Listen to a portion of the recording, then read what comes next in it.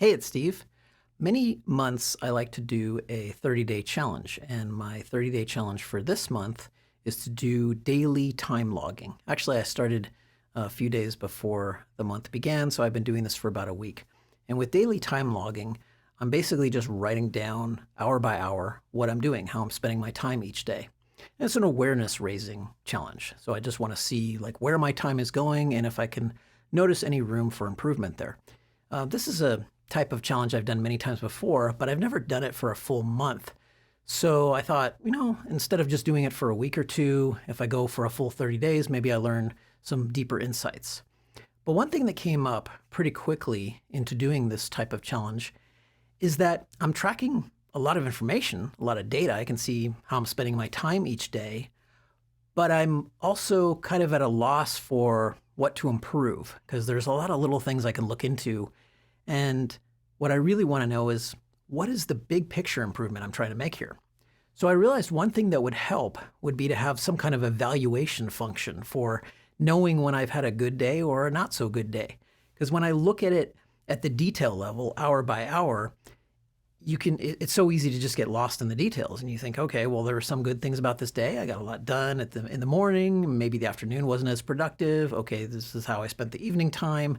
But what do you do with that? So I thought it would really help a lot if I could come up with some kind of daily score.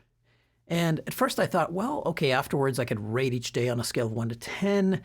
But then what do I do with that? How do I compare a 5 to an 8 to a 7 to a 6 to a 4 to a 3 and so on? Is that really that helpful either? And I realized maybe I should go simpler and just have some kind of binary yes or no answer for each day. Like one question I ask at the end of each day, and each time it spits out a yes or no. So I began brainstorming a list yesterday of some possible questions I could ask. So I'll share some of these with you. One is, did I seize this day? So that's like the carpe diem attitude. Do I want more days like this? Was this a good day? Did I advance today? Did I move the needle forward today? Was this a memorable day? Did I live well today? Did I live fully today? Was this a powerful day? Was this a day aligned with truth, love, and power? Did this day satisfy me? Did this day kick ass? Or did this day have a heart? And as I went over these questions, I thought, these are all okay. I kind of like the simplicity of, was this a good day? Because then it sort of tells me, okay, how did I feel about the day afterwards? But the question I ended up liking most, the one I thought that was most useful, was to ask myself, do I love this day? Not did I love this day, but do I love this day? So when I'm thinking about the day afterwards, do I love it? Do I appreciate it? Do I feel good about it, essentially? But that love question really helped me cut to the core because I realized some days afterwards, I love it. I look back on the day and I think that was a great day. And other days, even though it might have had some good aspects, I don't really love it. And that helps me decide if I want to have more of those kinds of days or less of those kinds of days.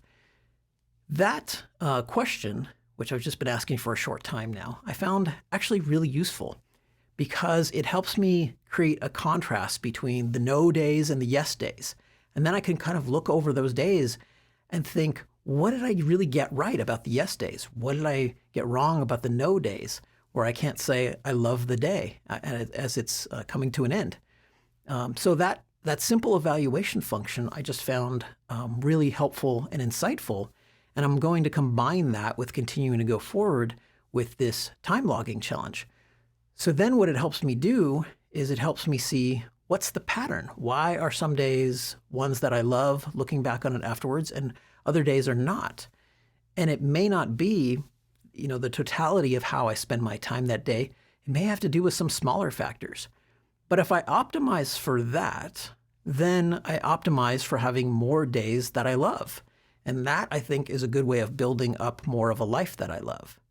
If I create days that I look back and I have really good memories of them, and that's what I want to have more of, and I can think about how to create those as I go along, it creates more positive memories. This is a lesson I learned in my past as well, where I created some very stressful days, especially when I was in my 20s, created days that I would rather forget, rather not have to remember.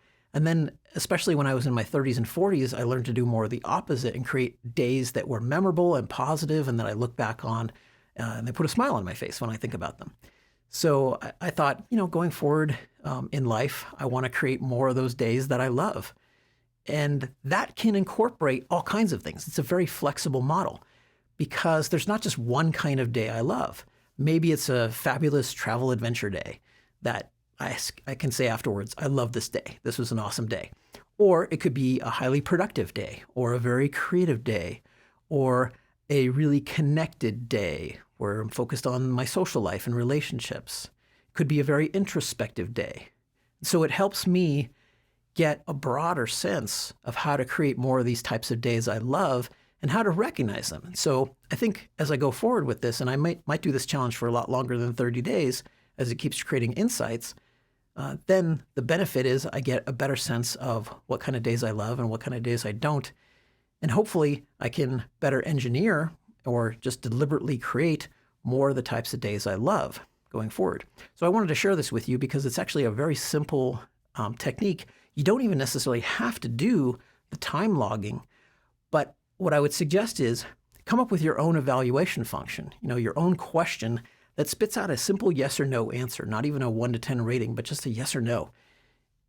Like, do I love this day? Was this a good day? Whatever works for you, whatever question resonates with you and you think that would be a good function to use for evaluating whether you want to have more of those kinds of days or less of those kinds of days.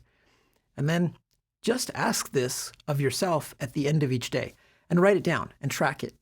And if you're not doing time logging, then I would suggest maybe do a little bit of journaling or just jot down a couple of sentences about why your answer was what it was. Like, what was the cause of that yes? Was it one event that happened during the day that made it great? Or if you said no, what was the cause of the no? What do you think was missing? What mistake did you make in how you approached the day? Okay, so especially focus on what aspects you can control. What is under your control? What could you have done differently? And then see what you learned from that. And I think you'll find it actually improves your ability to create more of the types of days that you really like and appreciate. And that in turn, of course, can help you build a life that you like and appreciate.